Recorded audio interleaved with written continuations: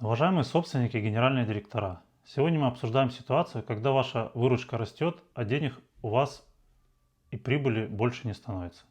Расходы съедают все доходы, затраты на материалы, на логистику, на персонал, на обслуживание, на содержание основных средств ползут вверх, и с каждым полугодием они увеличиваются.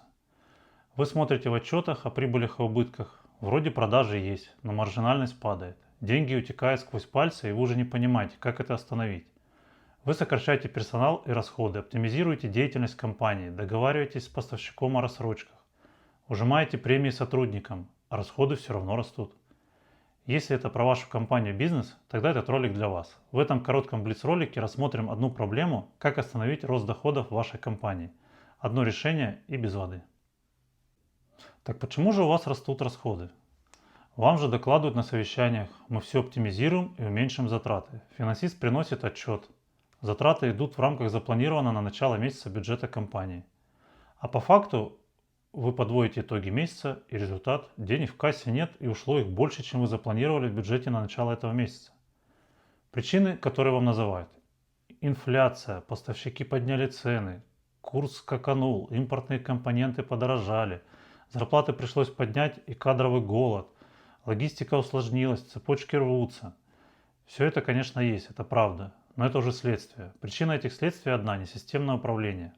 Разберем типовую ситуацию. У вас есть бюджет компании на месяц, квартал или год. Вы их утвердили, но в течение квартала происходит 1000 отклонений, срочный заказ, внеплановая закупка. Клиент передумал, изменил тех требования к изделию, и вы переделываете его. Станок сломался, дорогой ремонт, снабжение сорвало срок, платите пени клиенту за срыв поставки продукции. Платите двойную плату персоналу, чтобы они вышли в выходные отгрузить заказ в срок.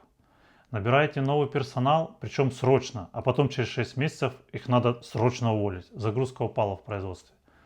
Вы им платите дополнительное пособие по увольнению с 2 окладами.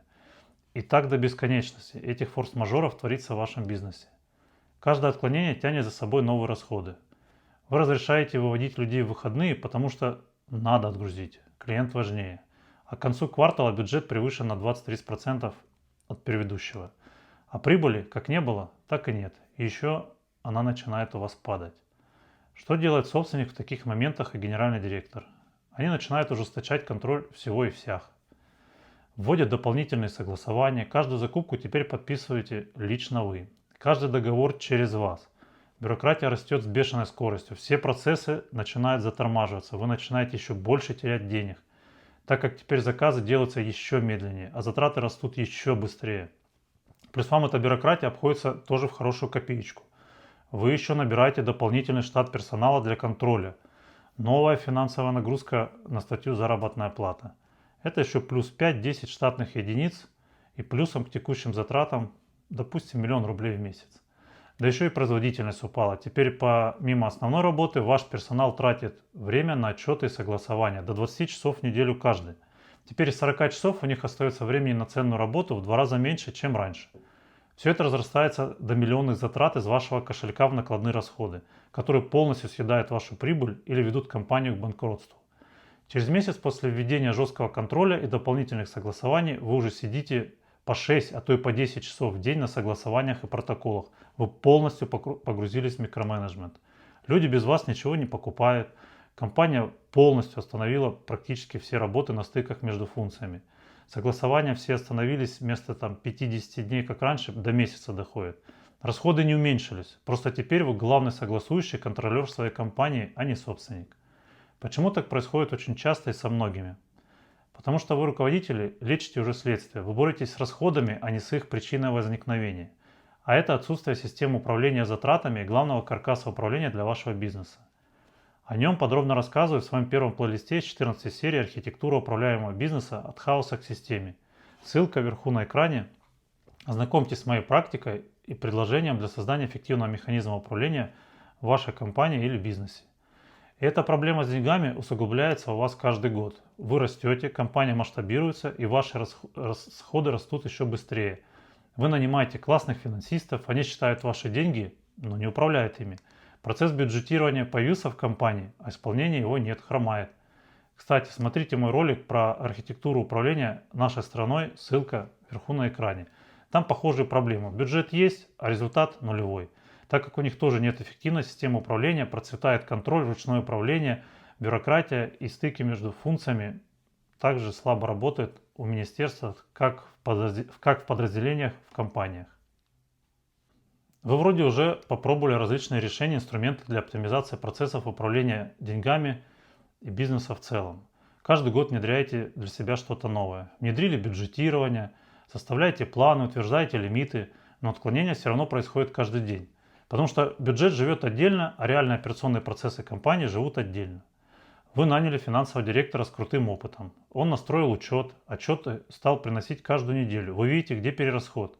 Но остановить рост расходов и убытков не можете. Потому что система управления затратами и в целом финансовая модель не связана с операционной моделью вашей компании. Вы сделали центр финансовой ответственности ЦФО, назначили ответственных, они отчитываются вам, а расходы все равно растут. Потому что ЦФО это учет, а не механизм управления. Почему вам эти решения не помогли и вы не получили те результаты по итогу внедрения, на которые вы рассчитывали? Ответ простой. Потому что вы пытаетесь управлять расходами через учет и контроль, а не через перепроектирование ваших текущих управленческих процессов, которые уже не дают эффекта вашему бизнесу. Вот как все устроено в типичной компании. План закупок не синхронизирован с планом производства. Снабжение закупает по тому, что надо и хотелкам, а не по утвержденному нормативу от технической дирекции. Производство и другие функции компания не знает свою часть затрат в себестоимости единицы продукции и, соответственно, этот процесс не управляем. Накладные расходы размазаны и пальцем в небо их ведут в учете, в 1С или в каких-то Excel-табличках. Никто не может вам сказать, из чего они состоят. По сути, отчет ради отчета. С реальностью они никак не связаны, все только на бумаге, а бумага, как мы знаем, стерпит все. Вы продолжаете управлять вручную. Режете бюджеты, увольняете людей, закручиваете гайки, а расходы все равно растут. Потому что у вас нет системы, которая связывает решение о затратах с результатом. Вот что вас ждет, если не менять управление. Маржинальность будет падать каждый год. НЗП оборотка будет расти, а выручка падать. Вы перестанете понимать, какие продукты прибыльные, а какие нет. Конкуренты с более низкими затратами выдавят вас с рынка. Вы будете работать в ноль или в минус, не понимая почему. Хуже, чем текущий рост расходов, это следующий этап в бизнесе – банкротство. Посмотрите мой первый плейлист из 14 серии про архитектуру управления. Ссылка вверху на экране. Там детально разобрано, как остановить рост затрат через систему, а не через экономию. Выход есть, и он не в том, чтобы уволить половину сотрудников или перейти на дешевые материалы. Решение построить систему управления затратами, где каждый рубль имеет адрес и результат. Я называю это архитектурой управления. Как это работает в кейсе с ростом расходов? Шаг 1. Проектируем нормативную базу и статьи затрат по вашему бизнесу. По каждому продукту, по каждой операции, по каждому подразделению. Вы точно знаете, сколько должен стоить ваш продукт, а не сколько он стоит по факту. Если у вас нет калькуляции на этапе заключения договоров и на уже заключенных договорах, то срочно их рассчитываем и утверждаем.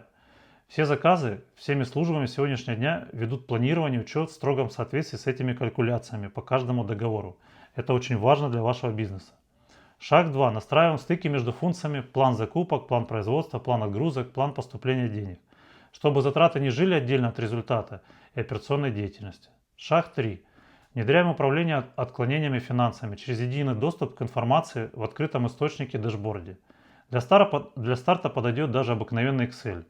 Единый дэшборд вам показывает, где перерасход, почему он произошел и по какой статье калькуляции и кто за это отвечает. Не через месяц после закрытия, как это обычно было в 1С, а в моменте каждый день видно, что с деньгами в вашей компании. Шаг 4. Убираем ручное согласование. Вы не подписываете каждую закупку, вы распределяете полномочия и ответственность, децентрализируя принятие решения без вашего участия. Система согласования работает без вас, так как вы четко прописали, какие согласования проходят без собственника или генерального директора.